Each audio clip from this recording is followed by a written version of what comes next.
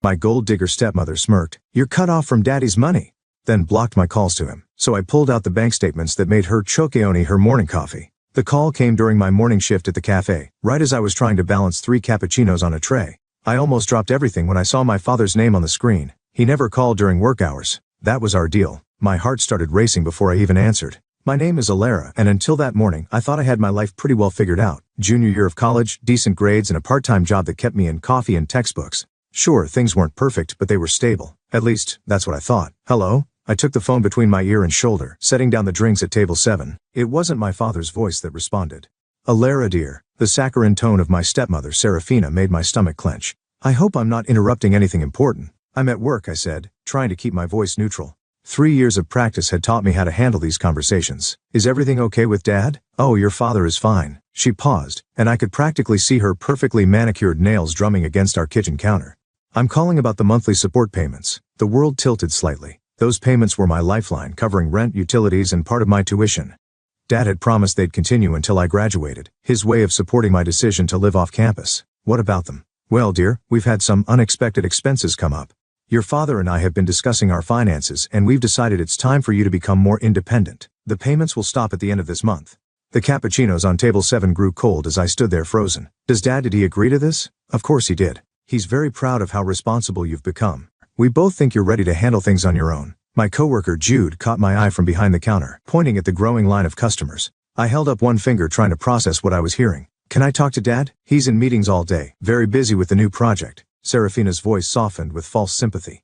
"I know this might seem sudden, but you're a big girl now. 21 is plenty old enough to stand on your own 2 feet.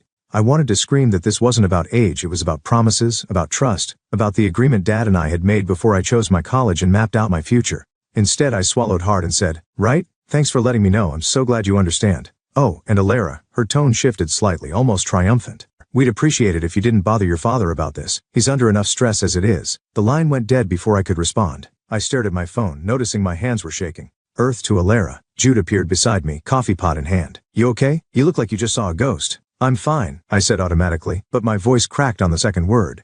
"Yeah, and I'm the Queen of England." He studied my face. "Take 5 minutes, I'll cover your tables." I retreated to the break room, did some quick math on my phone's calculator, and felt my chest tighten. Even with my cafe wages, I'd be short on rent next month. Tuition payments loomed like storm clouds on the horizon. As I splashed cold water on my face, I caught my reflection in the bathroom mirror. Something in my expression had changed, hardened. Maybe Dad might have agreed to cut me off, but I knew Serafina's fingerprints were all over this decision. The same way they'd been all over every major change in our family for the past 3 years. Fine. If she wanted me to be independent, I'd show her independent. But first, I needed to figure out what was really going on with Dad's finances and why Serafina was so eager to keep me from talking to him about it. I pulled my hair back into a tight ponytail and straightened my apron. I had 4 hours left in my shift to start planning my next move. And for the first time since Serafina entered our lives, I felt something beyond hurt and confusion. I felt angry. I spent that night going through old photos on my laptop, searching for something I couldn't quite name. Maybe closure, maybe answers. The images flickered across my screen like scenes from someone else's life. Dad and me at my high school graduation. Both of us grinning like idiots. His arm around my shoulders, my mortarboard slightly crooked. 3 years felt like 3 decades. My phone buzzed. Myra's name lit up the screen. "Please tell me you're not still obsessing over those photos," she said when I answered. "I'm not obsessing." I clicked through another image, Dad's wedding to Serafina. My smile in that one looked more like a grimace. "I'm investigating." "Same thing. Listen, I talked to my roommate. She's moving out next month to live with her boyfriend, so her room's yours if you want it. Way cheaper than your current place." I paused on a photo from Christmas 2 years ago. Dad had fallen asleep on the couch, and Serafina sat beside him scrolling through her phone. Something about her expression made me uneasy, like she was plotting rather than relaxing. "Alara, you still there?" "Yeah, sorry." I closed my laptop. "Are you sure about the room?" "I don't want to impose." "Stop it, you're not imposing. You're saving me from having to interview random strangers from Craigslist. Plus you make the best coffee in town." "That's just because I steal beans from work. See? You're already the perfect roommate, criminal tendencies and all." I laughed, but it felt hollow. Moving in with Mira would solve my immediate housing crisis, but it felt like admitting defeat, like proving Serafina right about my inability to stand on my own. "I need to think about it," I said finally. "Well, think fast. Term starts in 3 weeks," and Mira stopped mid-sentence. "Oh shit. Speaking of term, have you checked your student account lately?" My stomach dropped. "Know why?" "There's some issue with the financial aid office. Everyone's getting emails about verification or something." I scrambled to open my laptop again, this time logging into my student portal. Sure enough, there was a notification. Additional documentation required for financial aid processing. "This can't be happening," I muttered, clicking through the requirements. They needed updated bank statements, tax returns, and my heart nearly stopped. My father's financial information. What's wrong? They need Dad's signature on some forms and his tax returns. I ran a hand through my hair, tugging at the roots. How am I supposed to get those without telling him what's happening? Maybe this is a sign that you should tell him. You don't understand. If I tell him, Serafina will twist it around somehow, make it seem like I'm being ungrateful or trying to cause problems. I thought about the way she looked at me during that last family dinner. Like I was an inconvenience she couldn't quite figure out how to handle. I need to handle this myself. By doing what exactly? Before I could answer, another call came through Dad's number. My finger hovered over the accept button. Mira, I have to go. Dad's calling. Good, talk to him. I ended the call with Mira and took a deep breath before answering. Hey Dad, Princess, how's my favorite daughter? The familiar nickname hit like a punch to the gut. I'm your only daughter, Dad. Still my favorite. He chuckled, and for a moment he sounded like his old self. Listen, Serafina mentioned she talked to you about the finances. Here it was, my chance to ask him directly to challenge what Serafina had told me, but something in his voice, a weariness I'd never heard before, made me hesitate. Yeah, she did. I kept my voice steady. It's fine, Dad, I understand. That's my girl, always so independent. He paused. You know I'm proud of you, right? The words felt like ash in my mouth. Thanks, Dad. I have to go, early shift tomorrow. After hanging up, I stared at my reflection in the darkened laptop screen. The girl looking back at me seemed different from the one in those old photos, harder, more determined. I opened my phone and texted Mira, I'll take the room. Then I started making a list. If I was going to figure out what Serafina was really up to, I needed more than just suspicions. I needed proof, and I knew exactly where to start looking. Moving day with Mira should have been my biggest concern, but life had other plans. I was sorting through my old room at Dad's house. He and Serafina were supposed to be at some charity lunch when I heard voices drifting up from the backyard patio. The market's been good to us, Serafina was saying. We could easily get another 100,000 out of the investment account. I froze. Box of college textbooks in my arms. Investment account? Dad had always said he kept everything in his checking and retirement funds. I don't know, honey. Dad's voice sounded strained. That money was meant for what? Alara? She's handling things just fine on her own. You said so yourself. I set the box down silently and crept closer to the window. Through the gaps in the blinds I could see them sitting at the patio table. Serafina wore one of her designer sundresses, the kind that probably cost more than my monthly rent. Besides, she continued, the contractor needs the deposit by Friday if we want to start the renovation next month. Renovation? I thought about my student loan application still sitting incomplete on my laptop. The house is fine as it is, Dad said, but his tone had that familiar weakness to it, the same one he'd had when Serafina convinced him to sell Mom's old piano. Darling, we talked about this. If we're going to host the holiday party for your firm's partners, everything needs to be perfect. She reached across the table, touching his hand. Don't you want to make a good impression? This could mean a partnership for you. My phone buzzed in my pocket, probably Mira wondering where I was, but I couldn't move, couldn't breathe. You're right, Dad sighed. You're always right about these things. Of course I am. Serafina's laugh tinkled like broken glass. I'll call the contractor today. Oh, and we should look at updating my car while the market's good. The lease is almost up and I saw the most gorgeous Mercedes yesterday. I backed away from the window, my hands shaking. The investment account, the renovations, the new car. Meanwhile, I was working double shifts and eating ramen to make ends meet. My phone buzzed again. This time I answered. Where are you? Mira asked. Jude and I have been waiting with the truck for 20 minutes. Something came up. My voice sounded strange even to me. I need to check something first. Check what? Alara, what's going on? I was already moving down the hallway toward Dad's home office. Remember how Dad used to let me handle some of his online banking? Back when Mom was sick. Yeah. I wonder if those login credentials still work. Alara, Myra's voice held a warning. Whatever you're thinking, I'll be there soon. I hung up before she could talk me out of it. Dad's computer to life. My hands hovered over the keyboard as doubt crept in. This wasn't just snooping. This was probably illegal. But then I remembered Serafina's casual mention of another 100,000 while I was drowning in financial aid forms. The old password worked on the third try. Within minutes, I was staring at account statements I'd never seen before. Investment accounts, hidden savings, and, oh my God, I whispered. There it was, a recurring monthly transfer to my old account, the one Dad had set up for my college expenses, the same amount as always every month like clockwork. The money hadn't stopped at all. It was being redirected to an account in Serafina's name. Footsteps on the stairs sent me scrambling to close windows and shut down the computer. I barely made it back to my room before I heard them in the hallway. Oh, Serafina's surprise sounded perfectly rehearsed when she saw me. We didn't know you were here, dear. Just getting the last of my things. I hefted the box of textbooks, grateful it hid my trembling hands. Dad smiled, but it didn't reach his eyes. Need any help? No thanks. I managed a tight smile. I've got it under control, and I did. For the first time since this whole mess started, I knew exactly what I was dealing with. The question now was, what was I going to do about it? As I walked past Serafina, she gave me one of her practice smiles. She had no idea I just discovered her secret. No idea what was coming. That would change soon enough. The bank statement felt heavy in my hands as I sat in Myra's living room surrounded by half-unpacked boxes. 3 months of redirected payments, each one a betrayal in neat digital numbers. My fingers traced the routing information, memorizing Serafina's account details like a battle plan. You need to tell your dad, Mira said, perched on the arm of the couch. This is literally theft. It's not that simple. I folded the paper carefully, tucking it into my laptop case. If I go to him now, Serafina will just spin some story about protecting the money for my future or whatever garbage she's good at making up.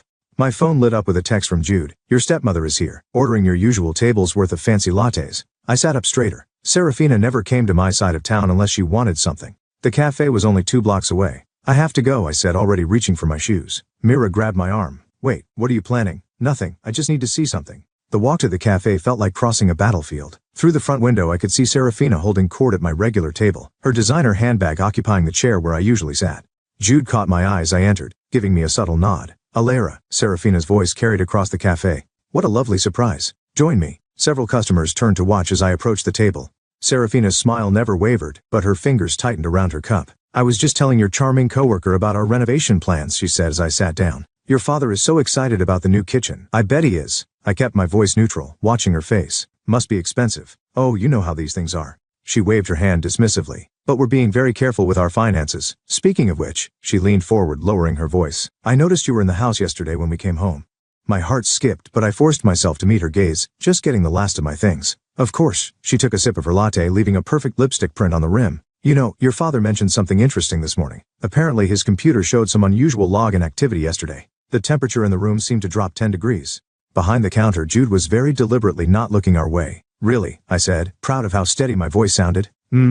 Serafina's smile turned sharp at the edges. We changed all the passwords, of course, just to be safe. You understand. Completely. I stood up, my chair scraping against the floor. Is that all you wanted to tell me? She reached into her bag and pulled out an envelope. Actually, I brought you something. A little housewarming gift. Inside was a check for $5,000. Consider it a fresh start, she said softly.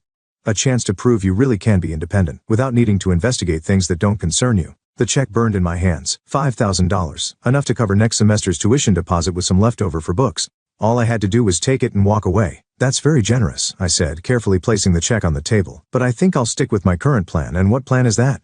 The warmth had vanished from her voice. I guess you'll find out. I turned and walked away, my legs shaking but my head high. Behind me, I heard the sharp click of Serafina's heels as she stood.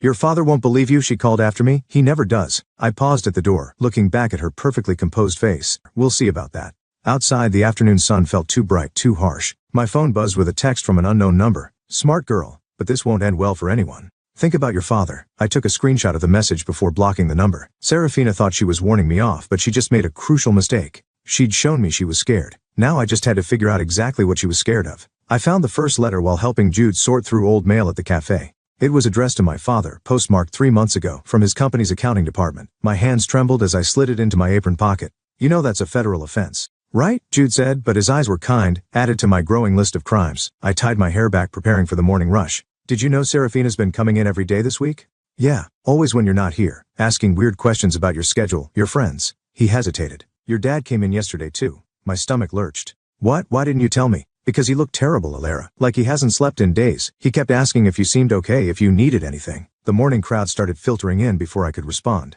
As I worked the espresso machine, my mind raced. Dad never came to this part of town unless he had to, and he definitely never checked up on me through other people. During my break, I opened the letter. Inside was a notice about unauthorized changes to Dad's retirement account beneficiaries. All funds had been redirected to a single beneficiary, Serafina.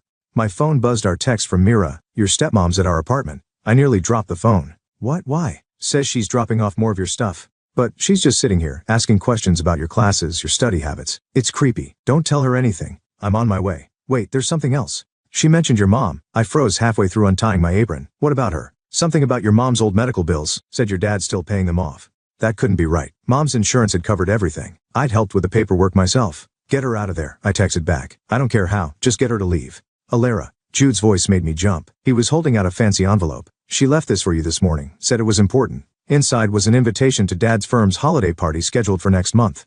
A handwritten note in Serafina's elegant script read, families should stick together. Last chance to make the right choice. I need to leave early, I said, crumpling the invitation. Already cleared it with management. Jude grabbed my bag from under the counter. But first there's something you should see. He pulled up a social media post on his phone, a photo from one of Dad's colleagues. It showed Serafina at some charity event last week wearing a diamond necklace that looked eerily familiar. Isn't that your mom's? Jude zoomed in on the image. You showed me a picture once, remember? The necklace had been my grandmother's, passed down to Mom. Dad had kept it in his office safe after she died, promising it would be mine someday. My vision blurred. She's not just stealing money, she's erasing everything. What are you going to do? Before I could answer, my phone lit up with a call from Dad. As I stared at his name on the screen, another text from Mira came through. She's going through your room looking for something specific. The letter about the retirement account felt heavy in my pocket. Whatever Serafina was searching for, she was getting desperate, and desperate people made mistakes. I'm not answering, I said, declining Dad's call. Not yet. Alara, Jude's voice held a warning. I know what I'm doing. I hoped I sounded more confident than I felt. She wants to play family? Fine. Tell her I'll be at the holiday party. And then what? I thought about Mom's necklace, about the redirected payments, about Dad's exhausted face asking strangers if I was okay. Then I show everyone exactly who Serafina really is. I grabbed my bag and headed for the door, starting with what's in that safe. As I left, my phone buzzed one final time. A text from an unknown number. You're just like your mother. She didn't know when to stop either. The threat was clear, but Serafina had made a crucial mistake. She'd mentioned Mom's medical bills, files I knew better than anyone. Now I just had to prove what I'd suspected all along. Those bills she claimed Dad was still paying didn't exist at all. The hospital records were gone, not just misplaced or misfiled, completely erased from the system. I sat in my old volunteer coordinator's office, staring at the empty search results on her computer screen. I'm sorry, Alara, Susan said, genuine concern in her voice. The records from your Mother's Day should be here, but she gestured helplessly at the screen. It's like they never existed. My hands clenched in my lap. When was the last system update? 3 months ago. She checked her calendar right after that new privacy compliance initiative, the same time Serafina had started redirecting Dad's payments. The same time she'd begun talking about Mom's supposed ongoing medical bills. My phone buzzed. Dad calling again. 4th time today. I silenced it just as Myra's text came through. Police just left our apartment. Someone reported suspicious activity. The fluorescent light suddenly felt too bright, the office too small. Thanks, Susan, I need to go. Outside, the November wind cut through my jacket. I'd spent my entire weekend searching for proof, bank statements, insurance records, anything to show what Serafina was really doing with Dad's money. But she'd been thorough, erasing evidence faster than I could find it. My phone rang again. Jude this time. She's here, he said without preamble. At the cafe with your dad. My heart stopped. What? They're asking about you, about whether you've seemed unstable lately. She's showing him something on her phone, texts or emails, I think. Of course, all my desperate searches, my clumsy attempts at investigation, she'd been tracking everything, building her case while I built mine. Don't go back to your apartment, Jude continued. Mira says they took your laptop. They what? My voice cracked. All my screenshots, the bank statements, the letter about the retirement account, everything was on that laptop. Your stepmom suggested it, said she's worried about your mental health, that you've been obsessing over conspiracy theories about her. I leaned against a nearby wall, suddenly dizzy. What did Dad say? He looked convinced. Alara, I think you need to. The call dropped. My phone screen went black, then lit up with a final message from an unknown number. Check your bank account. With trembling fingers, I pulled up my banking app, my modest savings, my carefully budgeted checking account, both completely empty. A single transaction note appeared on each. Account frozen pending investigation. My vision blurred. Without that money, I couldn't pay for next semester. Couldn't buy groceries. Couldn't even buy a bus ticket home if I wanted to. A new text from Mira. They're saying you hacked your dad's accounts, that you're the one who's been stealing money. Serafina has proof. Of course she did. She'd probably been planning this since the day I discovered those transfers, waiting for me to make exactly these moves. Every attempt I'd made to expose her had only given her more ammunition. My phone rang one final time, dead again. This time I answered Princess. His voice was soft, worried. We need to talk about what's been going on. Dad, whatever she told you, I've seen the evidence, sweetheart. The unauthorized account access, the obsessive behavior, the paranoid accusations. He sighed heavily. I know losing your mom was hard, but this isn't the way to handle it. This isn't about Mom. But even as I said it, I realized that's exactly what Serafina wanted him to think, that I was just a grieving daughter, lashing out at my stepmother, inventing conspiracies to cope with loss. Come home, he said. We'll get you help. There's a great therapist that Serafina knows. I hung up, sliding down the wall until I hit the sidewalk. She'd won. Everything I tried to prove had been turned against me, making me look exactly like what she'd claimed, an unstable, jealous kid who couldn't accept her new stepmother. My phone lit up with one final message from Serafina herself. The holiday party is tomorrow night. Come home now, apologize publicly, and this all goes away, or don't, and see what happens next. Your choice, dear. I stared at the message until the screen went dark, reflecting my own defeated face back at me. She'd taken everything, my money, my credibility, my relationship with Dad, everything except my next move. The holiday party buzzed with forced laughter and clinking glasses. I stood in the entrance of Dad's renovated living room, wearing Mom's old black dress, watching Serafina hold court near the fireplace. Mom's necklace glittered at her throat. You came. Jude appeared beside me, looking uncomfortable in his borrowed suit. Are you sure about this? I clutched my phone tighter, feeling the weight of the email I just received. Did you bring what I asked for? He slipped a USB drive into my hand. Security footage from the cafe, every conversation she's had there for the past month. Alara, Dad's voice boomed across the room. He hurried over, relief evident on his face. I'm so glad you decided to. Is that my necklace? The words came out sharper than I intended, cutting through the party chatter. The room quieted. Serafina touched the diamonds at her throat, her smile never wavering. Wyatt gave it to me, dear. A birthday present. Really, I pulled out my phone. That's not what the insurance company says. Her smile flickered. Dad looked between us, confusion creasing his forehead. What are you talking about? The necklace was reported stolen 3 months ago. I held up my phone showing the email, along with several other pieces of Mom's jewelry. The claim was filed under your name, Dad. But you didn't file it, did you? Serafina. Dad turned to his wife. What is she talking about? She's obviously confused again. Serafina stepped forward, reaching for Dad's arm. Remember what the therapist said about? The therapist you invented? I pulled up another email. The one whose bills you've been charging to Dad's account. I called the office. They've never heard of him. The party guests had gone silent, watching the scene unfold. Serafina's perfectly manicured nails dug into Dad's sleeve. While we're talking about bills, I continued, let's discuss Mom's medical expenses, the ones you told Dad he was still paying off. I turned to Dad. Did you ever actually see those bills? They're handled automatically, he said slowly. Serafina set up the payments. Because there are no bills, Dad, I have proof from the hospital. Everything was paid in full before Mom died. The money's been going somewhere else. Enough. Serafina's voice cracked like a whip. Wyatt, she's clearly having another episode. We should. Should what? I stepped closer. Call the police, like you did yesterday? Funny thing about that, they're very interested in the fraud complaints I filed this morning. Especially the part about you impersonating Dad to redirect his accounts. Dad pulled away from Serafina, his face ashen. What accounts? Show him, I told Jude. He connected the USB drive to the TV, pulling up security footage from the cafe. There was Serafina, clearly visible, using Dad's phone to access his banking app while he was in the bathroom. You don't understand, Serafina said, but her composure was cracking. I was protecting us, building a future, by stealing my college fund, by having my accounts frozen. The anger I'd been holding back finally broke through. By wearing my dead mother's jewelry while telling Dad I'm crazy? Wyatt, she turned to my father, desperate now. I can explain everything. The money's still there, Just what? Dad's voice was quiet, dangerous. Just stole from my daughter? Just lied about my late wife's medical bills? Just tried to convince me our child was mentally ill. The necklace at Serafina's throat suddenly looked like a noose. She reached for the clasp with trembling fingers. Keep it, I said coldly. The police will want it as evidence anyway. The sound of sirens filtered through the party's stunned silence. Serafina's face went pale. I did everything for us, she whispered, but she wasn't looking at Dad anymore.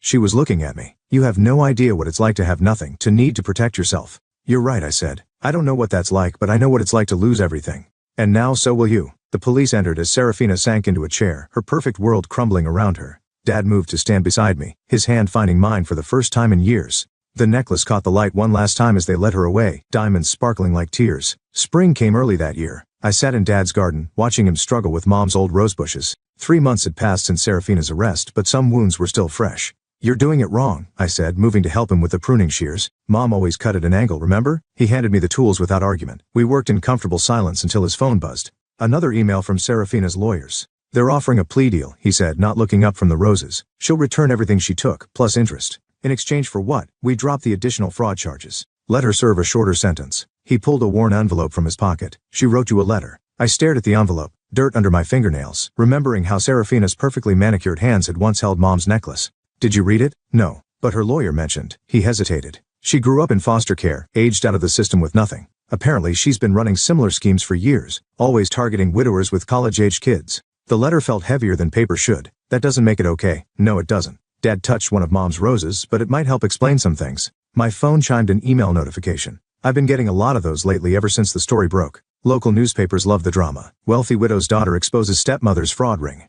The university had even featured me in their alumni newsletter after I won the emergency scholarship. Jude asked me out, I said, suddenly surprising myself, for coffee, somewhere that isn't the cafe. Dad smiled. Oh, a real smile like the ones from before. Smart boy, took him long enough. I haven't said yes yet, but you will. He gestured at the garden. You're your mother's daughter. You never could resist fixing broken things. I looked down at Serafina's letter, still unopened. Some things can't be fixed, Dad. No, he agreed, but they can be understood. Sometimes that's enough. Later that evening, I sat in my new apartment, a small studio I could afford with my reinstated college fund and cafe wages, and finally opened the letter. Serafina's elegant handwriting filled the page. Dear Alara, you remind me so much of myself at your age. The determination, the need to protect what's yours, I saw at the moment we met, and it terrified me. I thought I could control you the way I controlled everything else in my life. I was wrong. I won't ask for forgiveness. What I did to you, to your father, to the memory of your mother, it's unforgivable. But I want you to know that the fear never goes away. The fear of losing everything, of returning to nothing. I thought having money would fix it. I was wrong about that too. You're stronger than I ever was. You fought for your family instead of trying to replace it. Keep fighting. I folded the letter carefully and reached for my phone. Jude's number was still up on the screen, waiting for my response about coffee. Hey, I typed. Tomorrow works, but not at our cafe. I know a better place. The garden center down the street had a small coffee shop. Mom used to take me there when I was little, letting me pick out seeds for our section of the garden. Dad had forgotten about it over the years, but I hadn't. Maybe it was time to plant something new. My phone buzzed again, Mira this time, asking if I was still coming to her graduation party next week. Then another text from Dad found Mom's old gardening journal. Want to help me restart her butterfly garden? I looked around my small apartment, at the potted plants on every windowsill, at the framed photo of Mom and me in her garden, at the future I was finally building for myself. Yes, I replied to both messages. Some things couldn't be fixed, but others could grow back stronger if you knew how to tend them. Mom had taught me that long before Serafina tried to make me forget. I placed the letter in my desk drawer next to the scholarship certificate and the cafe security footage. Reminders, not of what I'd lost, but of what I'd fought to keep. Tomorrow, I'd plant roses with Dad, but tonight I had some seeds of my own to sow.